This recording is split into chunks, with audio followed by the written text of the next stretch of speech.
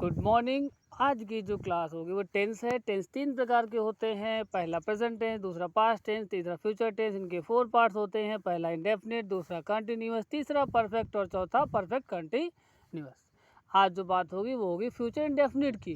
Future indefinite में will और cell का यूज़ करते हैं। सेल आई वी के लगा देते हैं, बाकी सबके लिए विल लगा देते हैं। लेकिन अगर बात दृढ़ निश्चय की हो, फुल कॉन्फिडेंस वाला, तब आप आई के साथ विल का ही यूज़ कर लेते हैं। ये ग्रामर में भी है। स्पोकन में फ़िलहाल जब आप अंग्रेज़ी बोलना सीखेंगे उसमें अंग्रेज़ी बोलना सीखेंगे उसमें आपको ये मिलेगा केवल विल का यूज़ करना है, सेल को भूल जाना है, तभी आप स्पीकिंग बोल पाएंगे। फिर वहाँ सेल का यूज़ नहीं करते हैं। अब बात करें कैसे इसको पहचानेंगे, तो फ्यूचर इंडेफिनिट में गा वर्ड आपको लास्ट में मिलेगा। किस में मिलेगा? वर्ब में मिलेगा। वर्ब क्या होती है? जाना, आना, खाना, पीना, रोना, धोना। इसी में अगर हम बोलें लिखेगा, पढ़ेगा, सोएगा, देखेगा।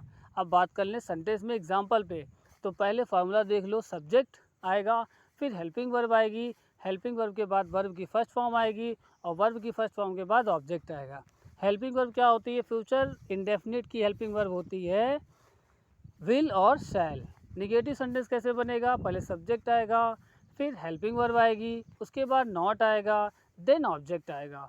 इंटरोगेटिव अगर यही हो जाएगा तो पहले आपका हेल्पिंग वर्ब आ जाएगी, फिर सब्जेक्ट आ जाएगा, सब्जेक्ट के बाद सीधा वर्ब की फर्स्ट फॉर्म आएगी, देन ऑब्जेक्ट आ जाएगा।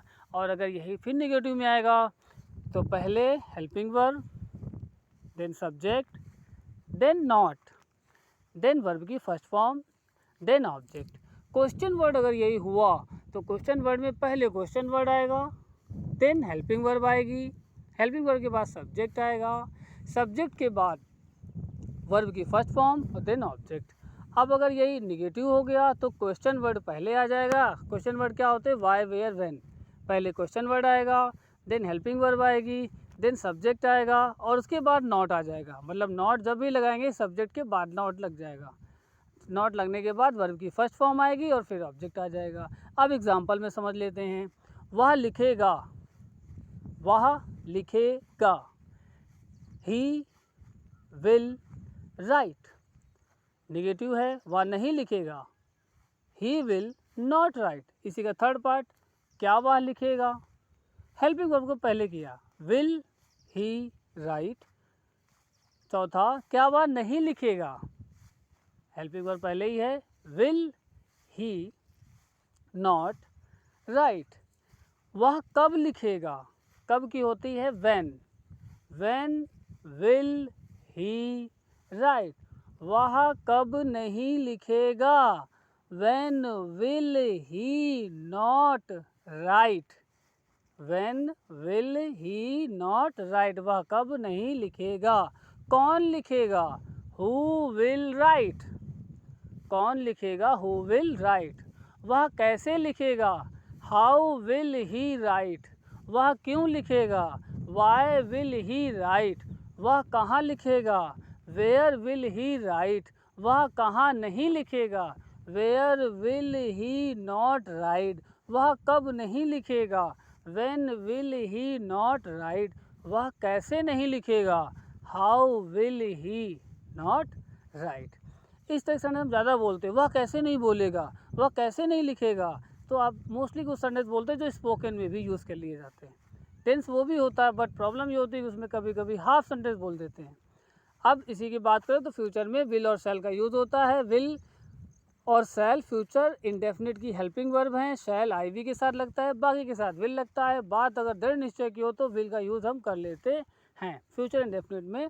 इतना सा इसी को बार बार समझ लें। फ्यूचर इंडेफिनिट में गा सेंटेंस लास्ट में आ जाता है। अब हम कुछ बोलते हैं सेंटेंस, आप उसको इंग्लिश में बनाओ। मैं जाऊँगा, आई विल गो। मैं लिखूँगा, आई विल राइट। मैं पढ़ूँगा, आई विल रीड। मैं सोऊंगा, आई विल स्लीप। मैं देखूँगा, I will see. Very good. मैं पढ़ाऊँगा, आई विल टीच। वह पढ़ाएगा, ही विल टीच। वह नहीं पढ़ाएगा, ही विल नॉट टीच। क्या वह पढ़ाएगा? He will he teach. क्या वह नहीं पढ़ाएगा? Will he not teach. वह कब पढ़ाएगा? When will he teach. वह कैसे नहीं पढ़ाएगा, how will he not teach. Very good. Question है टेंस कितने प्रकार के होते हैं? पहला वेरी गुड प्रेजेंट टेंस, दूसरा गुड पास्ट टेंस, तीसरा वेरी गुड फ्यूचर टेंस। इनके 4 पार्ट्स बता दो। पहला कौन सा होता है?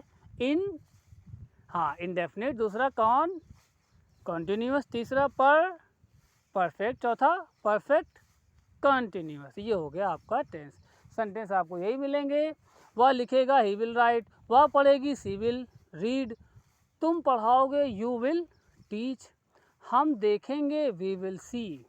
अब इसे बोलते हैं मैं तुम्हें देख लूँगा, I will see you.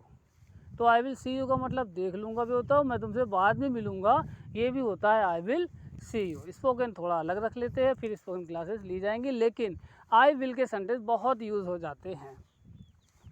Clear हो गया? तो फ्यूचर इंडेफिनिट में ये आपका था विल और शैल हेल्पिंग वर्ब इसकी होगी। गा सेंटेंस लास्ट में आ जाएगा, वर्ब के लास्ट में जब गा आ जाएगा तो वो होगा फ्यूचर इंडेफिनिट।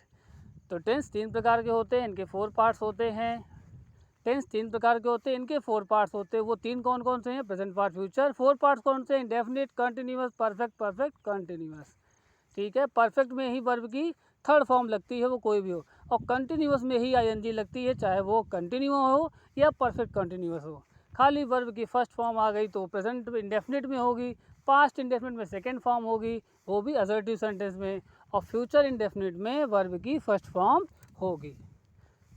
ठीक क्लास? तो ये हुआ आपका फ्यूचर इंडेफिनिट टेंस, और पूरे टेंस का रिवीजन बार बार होगा जिससे वो माइंड में आपके बैठ जाएगा। बाकी आपकी मर्ज़ी है, आप उसे बार बार प्रैक्टिस करें या बस आप सुने और अपने आप ये सब चीज़ें याद हो जाती हैं।